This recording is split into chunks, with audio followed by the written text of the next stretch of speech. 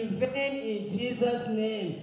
It shall be victory. Our youth are not lazy at all. We don't have lazy youth. You can see the acrobats. Our youth are very, very innovative. They just need a very small push. And by the grace of Almighty God, if Atiku, my husband, is on the throne, all will be settled. Our youth are not lazy. Distinguished ladies and gentlemen, many people have spoken. They have asked several questions. The first question that was asked was by Mrs. Ibrahim, and it was answered by her sister. Dr. Fatima, a pharmacist, asked the question, and the doctor gave the answer. And we talked about so many things. Women emancipation. We talked about widowhood. We talked about so many things.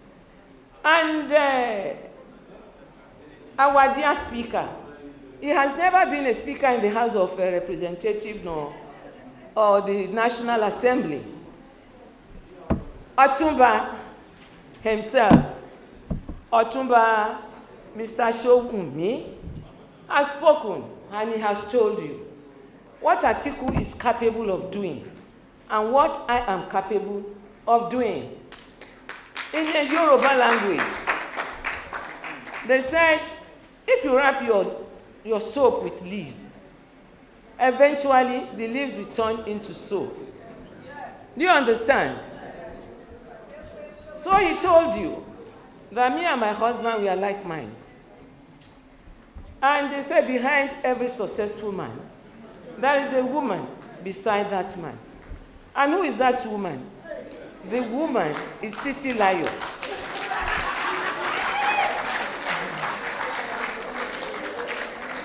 Titi Layo, Atiku Abubakar. We are very happy to be in this hall, and we are happy for Princess for calling us together to share this with us. We talked about education. Education, and I'm so glad so many people had answered my questions for me. The former Women Affairs Minister, she talked about widowhood. But before she went further, she said, you people should not bombard this woman with questions, because she's still in waiting. And it is you that will make things happen. And when these things happen, it will be a story. Because this is what I have been doing for the past 23 to 24 years. I will not cease in doing it. Instead, I will improve on it. Because I know I am a woman, and it is only a woman that knows the pains of a woman. Atiku is a man. It is a woman that brought him up. The father died when he was very small, and he knows the pains of a woman. Atiku is going to emancipate the women. Atiku had promised the women and youth 40% in his cabinet. Atiku matches his words with action. He does not talk and don't do it. And likewise me. I remember when I initiated a program called She said, if my wife sets in doing something, she does it well. That there is a he in she. He was the first person that used that word. When I got home, I started cracking my brain. Then I said, yes. He had a covenant, and I had covenant with God to keep these children out of, people taking our children to Europe. I had a covenant. As a lecturer, I went to Italy. I saw them. And I had a covenant. And up till today, I'm still keeping my covenant with God. And my husband now today has a covenant with Nigeria. His covenant is 5-point agenda. that he said is going to do for Nigeria. It's going to unify Nigeria, because Nigeria has never been divided as it is today. Our economy will be very, very buoyant. Our children, he will educate them. He will unify Nigeria. He's a unifier. Atiku wants to rediscover Nigeria. Atiku wants to redesign Nigeria. Atiku wants to rescue Nigeria from this shambles of 7 3/4 years that we found ourselves. If you believe in Atiku, Atiku will do it for you. If you believe in Atiku, Atiku will do it for you. I'm begging you. Atiku does not want to experiment with us. Atiku does not want to experiment with us.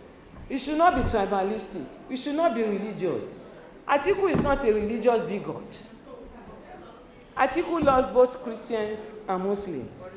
And it depends on us if we want a better life for ourselves and for our children and generation yet unborn.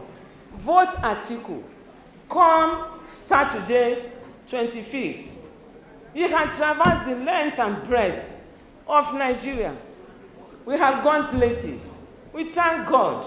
That is the first thanks that I should have given to God. And no accident. We had no accident. There is not even an injury. We have traversed, not by road, by air, we have gone. We have to give glory and thanks to Almighty Allah for doing this for us.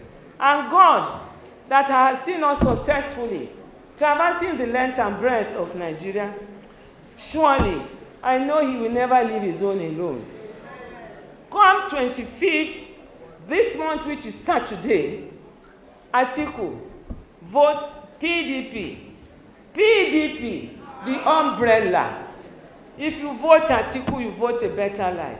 If you vote Atiku, you vote out insecurity. If you vote Atiku, you vote better education for your children. If you vote Atiku, Atiku wants to diversify he wants to restructure Nigeria. Atiku said the power at the center is terribly too much. He wants to diversify. He wants even people at the local level. He wants them to enjoy the dividend of democracy. That is what he has been fighting for. Since he was in school, he has been a fighter of democracy. I appeal to you, women, children, neighbors, talk to your neighbors. We go to our hamlet. By tomorrow, next tomorrow, we should all be traveling. When you go home, please educate you. Don't fight anybody. This is not a fighting time. We want to rescue ourselves. We want to rescue our nation. We want to rescue our generation yet unborn. Please appeal to them. They should vote Atiku. And all of what you have mentioned, I have told you, let us be on the saddle. Then you can see wonders. When my husband was devised, that was when I initiated WIKELEAKS, and the first private bill, which is the NAPTIP bill, which produced that agency today, was by me. And even before my husband becomes the president, I have already prepared way for Nigerian children, women and children, and people living with disabilities. I have a program called SHE, that is security, health, and education. If our children are well educated, nobody will deceive them. They will actually know what they are doing. It is only the person that knows the road. But if you don't vote me, if you don't vote my husband, I cannot be there. So that is why I said, it has to be you. It has to be you. It has to be everybody. And people out there, in our homes, in our hamlets, in our cronies, all our cronies, you all have to join hands together to give Atiku the ticket. Atiku is not a tribal man. He's a detribalized Nigeria. I told you this. Please bear in mind, Atiku is not going to neglect any sector. He has done it before with Baba Obasanjo, and Atiku again will do it. He will do it. is capable of doing it. Atiku does not want to experiment with us. Does not want to experiment with us. Atiku does not want to experiment with us. Atiku is capable both internally and externally. He knows the problem of this country. He knows how to tackle the insecurity. He knows how to bring food to our table. He knows how to educate our children. Atiku knows all of this. Just give him a chance. Atiku has been tested and trusted. He's a trusted man. Let's have this hope that comes Saturday, 29. Let Atiku be on the saddle and you will see wonders. So I appeal to you, when you go to your hamlet, when you go home, voters' education, educate your people. Tell them when they go, they should go very early. Do their registration. After their registration, they should wait patiently and take turn to vote the umbrella. Atiku's name is not going to be written on the paper. Neither are you going to see. It is the umbrella you are going to see, not Atiku. And please, you inform our people at home. You see this term, you know, most of them, they don't know how to use it properly. As a result, it voids the paper.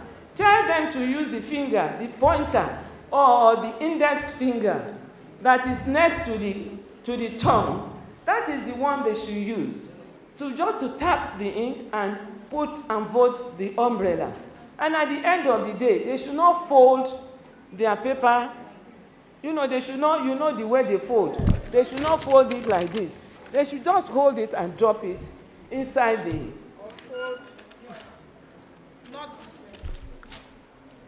Or even let them just drop it like this. Is it not proper? It's big. It's okay. So please, vote umbrella. In Hausa they said umbrella. Lema. Lema. In Fulatanchi they said lemaru. Lemaru. So vote the umbrella. And let me appeal to you. We talked about education, and the lady that said I should give listening ears, she has gone. When my husband was the vice, I have listening ears. My doors are open 24 hours. And not to come and talk of now, that I know that there is suffering and gnashing of teeth. People are hungry. My doors will be open. I'm not a woman that will shut myself inside the villa. If I were, the program I had in 1999, I would have lived there to enjoy the comfort of the villa, but I never did. So I'm all out. In my foundation, I have given scholarship or given schools, educate them from cradle to crayon, over 14,000 boys and girls, and I've given skills. And it is still running because the foundation is still there. So ladies and gentlemen, I will not deny you of anything, because there is nothing in this world. The little time we are going to spend, we should spend it with ourselves very well. This world is a transient world. Nobody has come to stay for life. So I appeal to you. I will never shut my door against you. And mind you, violence against women, that was the orange sheet that I had sometime last month. You know, it is a UN program. And 25th of every month, of every February, has been set aside for women to have a march against violence against women. So I appeal to you, boys and girls, women and men, ladies and gentlemen, thank you for listening to me, and may God continue to bless us. We shall all come to rejoice. We shall all come to the villa. Don't worry, I will accommodate everybody. Just vote my husband, and I will care for you. Thank you, and God continue.